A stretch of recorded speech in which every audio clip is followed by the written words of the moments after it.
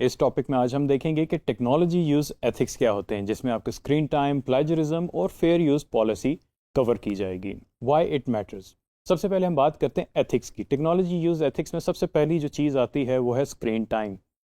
आप खुद ज़रा सोचें, आप कितना स्क्रीन टाइम डेली का है। आजकल तो मोबाइल डिवाइसेस और कंप्यूटर के अंदर भी ये ऑप्शन आपको पता चल जाती है कि आप कितना स्क्रीन टाइम आपका मौजूद है। यानी कि आप यूट्यूब यूज़ करें या फेसबुक यूज़ करें, कोई भी सोशल प्लेटफॉर्म यूज़ करें या कोई मोबाइल ऐप यूज़ करें या कि गेम भी यूज़ कर रहे हैं, खेल रहे हैं, तो वो आपको बताएगा कि आपका इतना कंजम्पशन है, आप इतना टाइम वीकली या डेली उस एप्लीकेशन को देते हैं। तो मेक श्योर करें वो इतना होना चाहिए रीज़नेबल में, यानी कि 1 घंटा या 2 घंटे।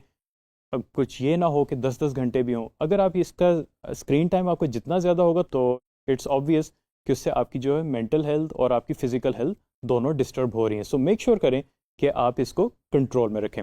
उसके बाद हम बात करते हैं प्लेजरिज्म की। प्लेजरिज्म एक बहुत हॉट टॉपिक है और ये कई सालों से चल रहा है। प्लेजरिज्म का मतलब होता है कि जब आप किसी और का काम अपने नाम से मंसूब करके पेश कर दें। अगर हम सोशल मीडिया की बात करें, बहुत कॉमन है। लोग क्या करते हैं, अच्छी पोस्ट मिली, कॉपी की, पेस्ट की अपने अकाउंट से और पब्लिश कर दी। ये प्लेजरिज्म है। हाँ, अगर आपको पोस्ट बहुत अच्छी लगी है, आपने देखा कि यार ये पोस्ट बहुत अच्छी है, तो आप उसको एज ए इमेज लें या उसका रेफरेंस लिंक अपनी पोस्ट के अंदर पेस्ट कर दें।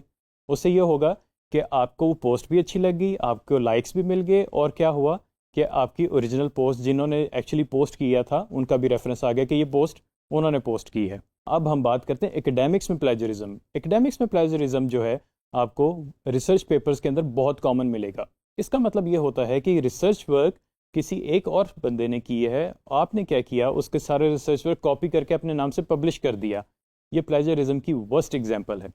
और इससे क्या होता है कि जिन्होंने एक्चुअली कंटेंट पब्लिश किया होता है उनको कोई उनकी रेपुटेशन को फ़र्क नहीं पड़ता। पड़ता है तो जिन्होंने कॉपी किया होता है, कॉपी करके अपने नाम से मंसूब करके प्रेजेंट किया होता है, उनकी रेपुटेशन ख़राब होती है, उनके ऊपर पाबंदी भी लगती है और उनका वर्क भी जो है, जो पब्लिश वर्क होता है वो भी कैंसिल हो जाता है। तो प्लीज़ अवॉइड करें। अब इसका सोल्यूशन ये है कि आप जब भी कोई चीज़ कॉपी करना चाहें तो उसका कॉपी करके आप साइटेशन डाल देते हैं, यानी कि उसका एक लिंक डाल देते हैं, ताकि हाँ, मैंने एज अ रेफरेंस इस टॉपिक को, इस पैराग्राफ को या इस रिसर्च पेपर को अपने रिसर्च पेपर में या टॉपिक का पार्ट बनाया है। एकेडमिक्स की मैं सिर्फ बात कर रहा हूँ ये। तो इससे ये होता है कि आपकी जो भी रिसर्च वर्क होती है, असाइनमेंट होती है, जो भी है, उसको किसी किस्म का प्रॉब्लम नहीं होता। आगे चलते हैं तो हम इसके अंदर जो हमने की कॉन्सेप्ट्स देखे हैं अभी तक, वो ये है कि आपने क्रेडिट ज़रूर देना है। अगर आपने कोई चीज़ कॉपी की है, चाहे वो पोस्ट ही क्यों ना हो फेसबुक की, अगर आपने कहीं से कॉपी की है तो मेक श्योर करें कि जिसकी ओरिजिनली वो पोस्ट है उसका रेफरेंस ज़रूर डालें।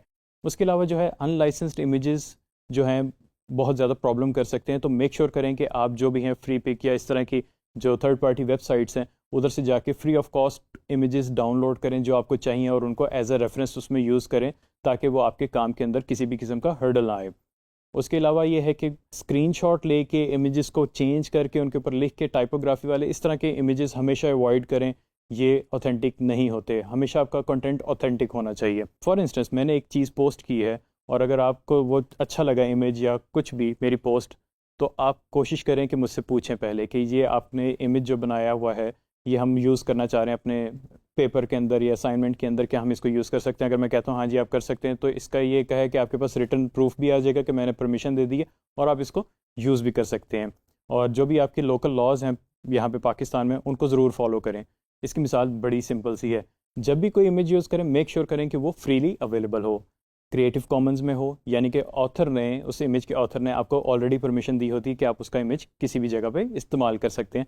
उसके अलावा जब वेबसाइट्स की बात आती है तो आपकी वेबसाइट्स ज़रूर आपके कंटेंट के अंदर मेंशन होनी चाहिए कि आपने इस वेबसाइट से रेफरेंस लिया है। इससे ये होता है कि आपके डॉक्यूमेंट की ऑथेंटिसिटी बहुत ज़बरदस्त हो जाती है। ये स्पेशली जो बच्चे यूनिवर्सिटी के अंदर मौजूद हैं ये उनके लिए है। Let's sum up. आज हमने देखा कि हमारे एथिक्स, टेक्नोलॉजी यूज़ एथिक्स कैसे होने चाहिए जिससे आपकी मेंटल और फिजिकल हेल्थ डिस्टर्ब ना हो। उसके अलावा जब भी आप कोई भी कंटेंट पब्लिश करते हैं तो मेक श्योर करें कि आपके पास क्रिएटिव कॉमन का या तो इमेजेस वगैरह यूज़ करें, या आप जो भी ऑथर होते हैं उनसे परमिशन लेके वो इमेज या चीज़ यूज़ करें, या अगर आपके पास इसके अलावा कोई वेबसाइट का रेफरेंस है या कोई रिसर्च पेपर का रेफरेंस है तो मेक श्योर करें उसका लिंक ज़रूर बीच में साइट करें। अगर कोई बुक भी है तो उसकी भी साइटेशन ज़रूर मेंशन करें अपने पब्लिकेशंस के अंदर। उससे ये होता है कि आपकी क्रेडिबिलिटी इंप्रूव होती है। और उसके अलावा जो सबसे इंपॉर्टेंट चीज़ है वो ये है कि जो भी आप टूल्स यूज़ करते हैं जिनको हम सॉफ्टवेयर कहते हैं, मेक श्योर करें कि वो लाइसेंस्ड हों, परचेज्ड हों। उससे ये होता है कि आपको किसी किस्म का फाइनेंशियल लॉस नहीं होता या आपको कोई पूछ नहीं सकता कि आपने जो टूल यूज़ किया क्या ये लाइसेंस था कि नहीं था, पेड था कि फ्री आपने यूज़ किया है। तो ये बहुत ज़्यादा ज़रूरी है। आज मैं एक छोटी सी एक्टिविटी देना चाहूँगा स्पेशली स्टूडेंट्स के लिए जो यूनिवर्सिटी में हैं।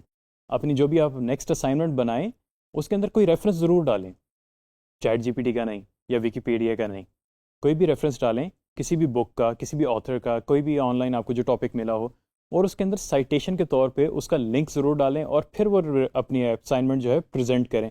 फिर देखें आपको कैसा फील होता है। Thank you very much.